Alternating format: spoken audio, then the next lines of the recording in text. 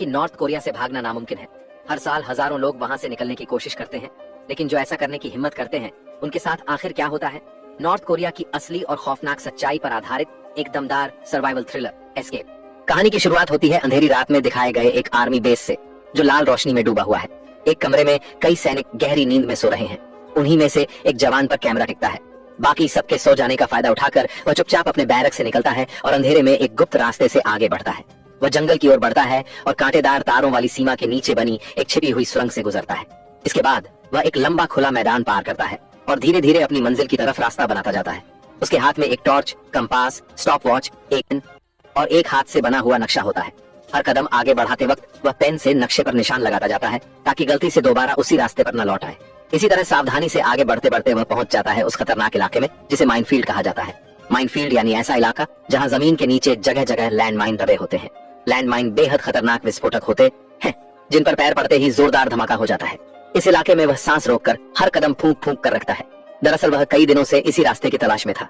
हर रात जब बाकी सब सो जाते वह चुपके चुपके निकलकर सुरक्षित रास्ता खोजता रहता था। उस जवान का नाम है लिन ग्यू नाम। वह नॉर्थ कोरियन आर्मी में एक सार्जेंट है और पिछले 10 सालों से सेना में सेवा कर रहा है। कुछ ही दिनों में उसकी यहाँ की तैनाती खत्म होने वाली है। सार्जेंट लिन की असली जिम्मेदारी यहाँ कुछ और ही थी। अपनी ड्यूटी खत्म होने के बाद वह नॉर्थ कोरिया से निकलकर साउथ कोरिया पहुंचने का पूरा प्लान बना चुका था। इसी मकसद से वह सबकी नजरों से बचते हुए एक गुप्त रास्ता तैयार कर रहा था ताकि डिमिलिटराइज्ड जोन पार करके आजादी की जमीन पर कदम रख सके। भागने की सबसे बड़ी वजह यह थी कि नॉर्थ कोरिया में आम लोगों के पास कोई आजादी नहीं है। ये सिर्फ फिल्म की कहानी नहीं है, बल्कि हर साल कोरियन न्यूज में ऐसी कई खबरें सामने आती हैं जहां लोग नॉर्थ कोरिया से साउथ कोरिया जाने की कोशिश करते हैं, लेकिन इनमें से ज्यादातर लोग रास्ते में पकड़े जाते हैं और पकड़े जाने का अंजाम सिर्फ मौत नहीं बल्कि उससे भी कहीं ज्यादा बेरहमी होती है। लिन हर रात अपनी स्टॉप वॉच में टाइमर सेट करता और चुपचाप निकलता रखने। सुबह होने से पहले वह वापस लौट आता और अपनी जगह पर जाकर लेट जाता ताकि किसी को शक तक न हो कि एक रोज अपनी फरारी का रास्ता पक्का कर रहा है।